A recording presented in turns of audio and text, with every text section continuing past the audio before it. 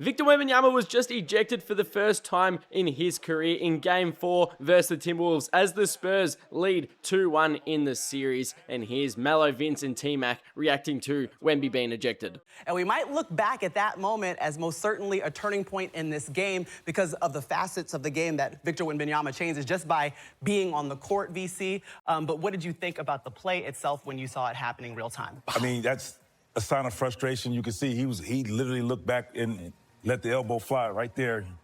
Whew, Lord have mercy. To the throat. But like they need him. He's an important piece to this game, and his presence defensively, let's not even talk about offense, defensively has made things difficult. You made guys hesitate when you get into the paint.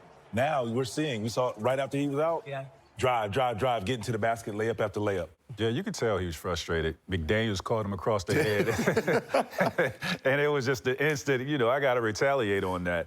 You got to keep you cool. You know how important this game is. So for me, I understand. I love to see Wemby's aggression like that and retaliation, showing that he's not backing down from anybody. But in that instance, you got to keep your cool. Listen, the Spurs, they have played without Victor Wembanyama during the regular season. 18 games he did have to miss. They went 12-6 during that game. They haven't played with them one game against Portland as well. But what changes for the Spurs with him not in the game right now, Melo? Well, right now, what changes is forget this game, because I think Minnesota will bring this game home. What happens next game? Will Wemby be there next game if they really look at something like that? But for right now, Ant kind of have this game under control and have the pace of the game the way he wants the game. I think Wemby being ejected, Ant instantly saw that and started putting pressure on the rim. It's something that I want to see in this series that I haven't seen, but I've seen LeBron do it in the OKC series.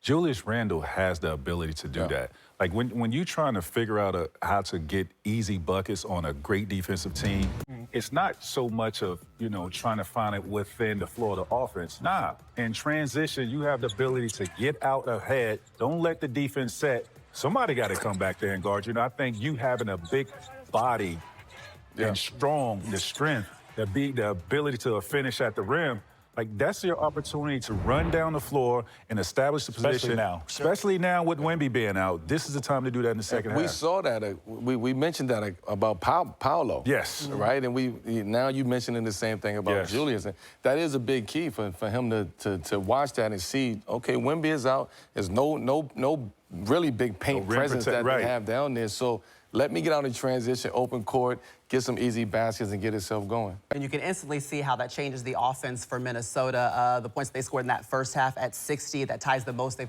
scored in a half so far this postseason.